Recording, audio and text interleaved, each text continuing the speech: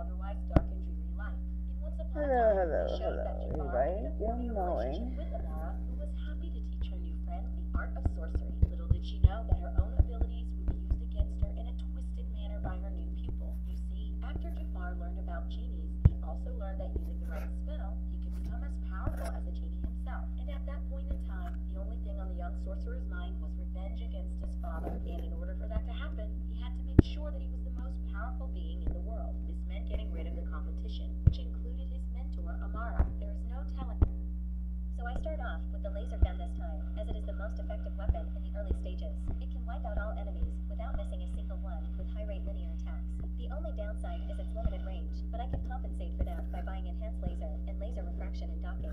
Now, my laser has doubled in size and gained telling what could have happened had Jafar just settled with being happy within his relationship. But instead, he remained driven by his tragic past and his father who caused it all. The moment that Jafar saw the opportunity to do so in Once Upon a Time in Wonderland, he took out Amara by transforming his mentor into the serpent staff, which ended up becoming almost as iconic as Jafar himself. This was a huge reveal in itself, because it sort of explained why Jafar's staff was so powerful, and how he got his hands on it in the first place. And after he became the most powerful sorcerer in Agrabah, all that Jafar had left to do was plot his revenge on the very man who made his life so miserable, the Sultan. Now, interestingly enough, it's believed at first that Jafar went on to simply kill his father, but the reality behind the situation was actually far darker, and really implied that Jafar had some unhinged daddy issues. The ABC series originally may have implied that once Jafar mastered the art of dark magic, that he simply went on to kill his father, at which point a new Sultan stepped in. This, of course, was the Sultan that Disney introduced fans to in the first Aladdin film, and the same one who was Jasmine's father. And while Jafar became the new Sultan's royal vizier, the show also revealed that he kept a seemingly random person prisoner within his lair, which was located behind his bedroom wall. And in a really interesting twist, the old prisoner turned out to be the former Sultan himself. That's right, instead of Jafar simply killing his father, he decided to keep him prisoner. And the sorcerer's reasoning for doing so is beyond indicative of Jafar's depressing history with his father. Fans just about lost it when Once Upon a Time in Wonderland explained that the only reason that Jafar kept his father alive was to hear the old Sultan refer to him as son. That was literally all he wanted, but his father refused to do so. In fact, it was even shown that the Sultan attempted to kill himself while in captivity by jumping into the bottomless pit that was in Jafar's lair. But Jafar prevented his father's suicide using the magic carpet and continued to keep him prisoner until his father once and for all called him his son, which was something that would never end up happening. After learning about Jafar's relationship with his real father, how do you feel about Agrabah's deadliest antagonist? Make sure you let us know in the comments down below.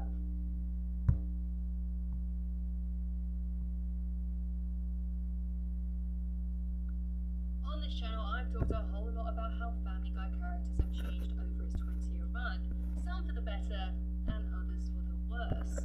But no other character has suffered a bigger decline than Brian Griffin.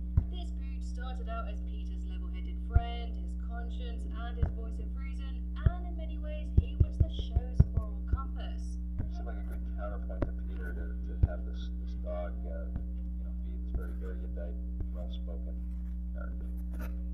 But as Family Guy went on, Brian became dumber, pretentious, and cruel, slowly transforming into an egotistical douchebag. God, Brian, you're such a scumbag. So, when did this massive character shift happen? And why did it happen? Let's get into it.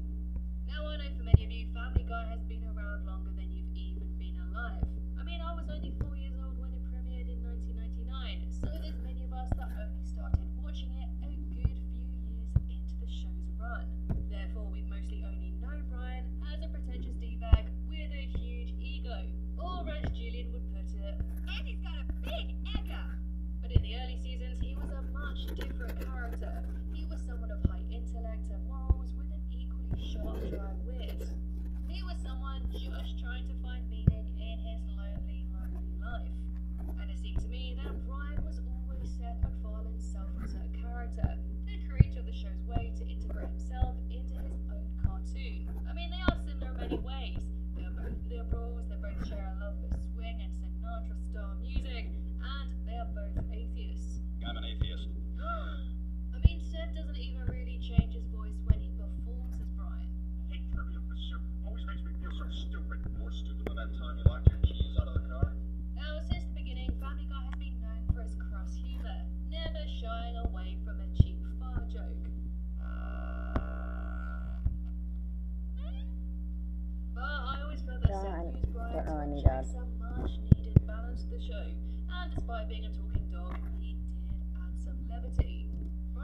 episodes were usually much deeper and far more intelligent than any Peter-centric episode. For example, in season 1's portrait of a dog, it focused on Brian realizing that he's a second-class citizen, a lower species with less rights than humans, and someone who isn't even allowed to drink from the same water fountain. The episode then saw Brian become down in his luck, he becomes homeless, and at his very lowest, he attacks a man. And because of this, he is sentenced to be euthanized. So, being the intelligent and driven character he was at the time, he decides to defend himself in court by learning as much about law as possible. He even begins his trial by referencing the segregation court case of Plessy v. Ferguson, but is immediately cut off. Wait a minute, why are we listening to a dog? Take him away! Luckily, Brian's eventually freed after Peter bribes the judges, but even still, the episode still ends with Brian drinking from the same water fountain as everyone else. This discussion of equality, even if it did center around a talking dog, was more ethically mature for a show like Family Guy. His character was deepened emotionally in season 2's Brian and Love that first showed us that Brian had therapy sessions. This was carried over into the episode Road to Rhode Island, which revealed that Brian had deep abandonment issues stemming from being taken away from his mother. And this episode not only showed his character growth, but also gave us our very first Brian and Stewie pairing. And we'll go on to some amazingly iconic episodes. Season 3's Brian Wallows and Peter Swallows not only holds Brian's most memorable moment, but is also one of the most heartfelt episodes in the entire show. Now I won't go too deeply into his story, as you can check out my friend Tariq's video on it. But basically, it shows Brian caring for an elderly lady after getting a DUI.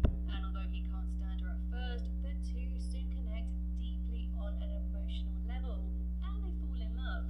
And just when we feel that Brian has finally found happiness, it's tragically taken away when Pam dies. The final scene of them using VR headsets to live their lives together is both beautiful and heartbreaking. And the season 4 episode, You May Now Kiss the Guy Who Receives, focused on Brian now standing up for the rights of others. When gay marriage was made illegal in Quahog, it meant that his cousin Jasper wasn't able to marry his partner, so Brian fought. He went on to collect 10,000 signatures to oppose the bill and even held Mayor West hostage. And even though he took it to the extreme, Brian's heart was definitely in the right place.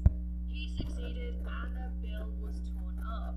Now, talking outside of the episode, Seth MacFarlane himself was an outspoken advocate for gay rights, and he came up with the idea of this episode himself. Therefore, Brian was essentially Seth's mouthpiece in this episode, talking about the injustices that gay people live with. And although Seth didn't write these particular episodes, he was still heavily involved in the creative process as an executive producer, so he still had a lot of influence in the direction of these characters. But this all changed when he shifted focus onto other projects like the Ted movie. In a Reddit AMA, he explained that he felt burnt out after working on Family Guy for over a decade, and it was around 2010 to 2011 that he left the creative side on the show and transitioned into a voice-only role. Yeah, these days I do voiceover on Family Guy, but that's really about it. So it would have been around the 8th or 9th season when Seth stopped being involved completely in the writer's room. So I don't think it was a big coincidence that it was around this time that I noticed a big change in all of the Family Guy characters. Get an education that fits your life and your budget with the most affordable college tuition in the state. NAU Online. Achieve your aspirations at the speed of you. Start your journey at nau.edu/online. Especially Brian. He became more pretentious and turned into a real hound dog, constantly chasing tail all around town. A far cry from season 3 when he craved a deeper connection to women, rather than just sex. A trait that was already owned by Quagmire, so it did feel odd that the creators were almost trying to duplicate it. I'm a little creeped out. Hey, congratulations! Somebody famous now hates you. I mean, in one episode, Brian dated a blind woman who openly said that she hated dogs. So what does he do? He lied and pretended to be a human. And when she eventually found out the truth and dumped his ass, he then pretended to be a different guy by putting on a voice. Hey, it's Noah from J-Day. Oh my god, hi! And it wasn't just his sexual exploits, his political leanings and morals still hypocrite who would happily sell out his values if it benefited him. As mentioned, Seth was no longer around, and so not as invested as he was in what direction the writers took the characters. So it was only natural that Brian was no longer being used to tackle social issues that Seth cared about anymore, because he wasn't really there. And I believe season 12's The Life of Brian best exemplifies Seth's feelings towards Family Guy around this time. Killing off Brian showed that Seth had completely distanced himself creatively and emotionally from the show.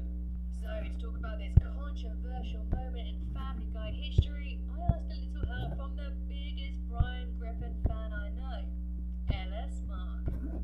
Hey Lydia, I just got your message. So, what do you want to chat about?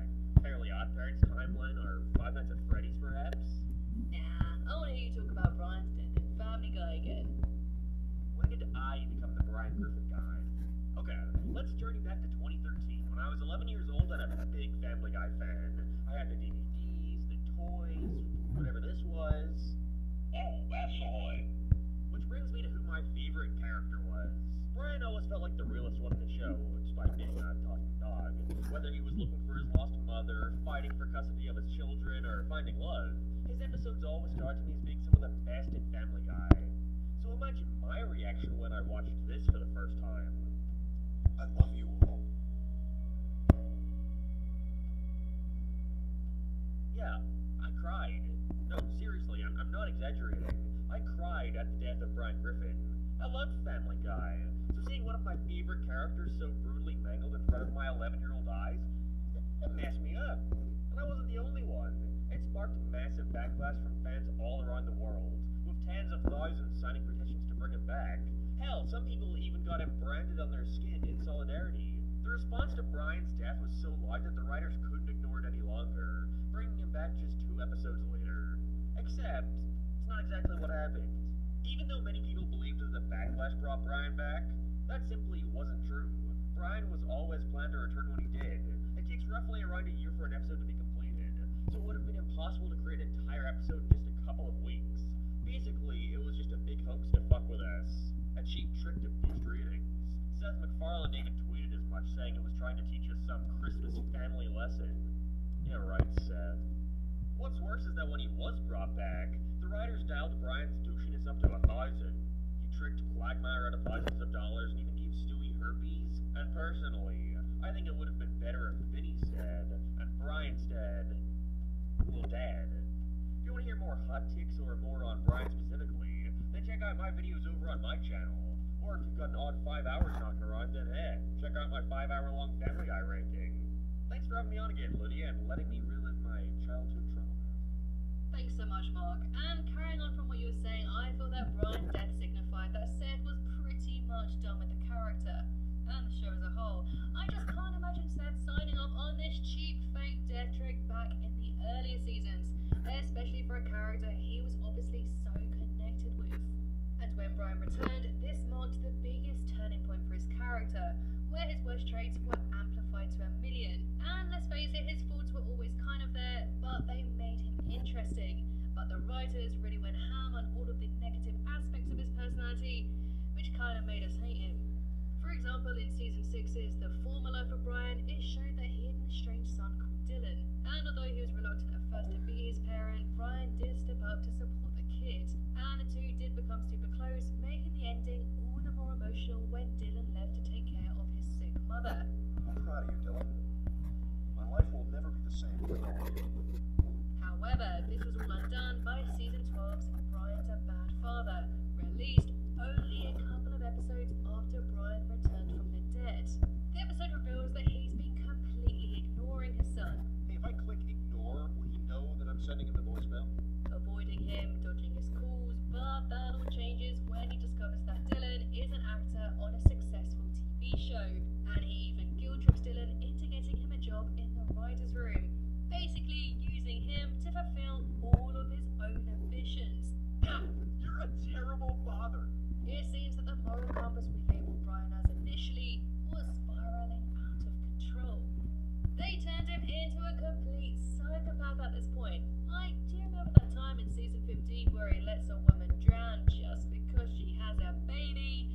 Yeah, that's messed up. full circle moment, do you remember when we talked about how Brian was fighting for equality in season 1?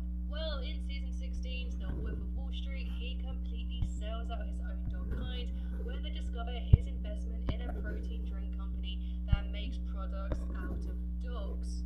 And instead of getting out of it and informing the police, Brian insists on resuming the investment.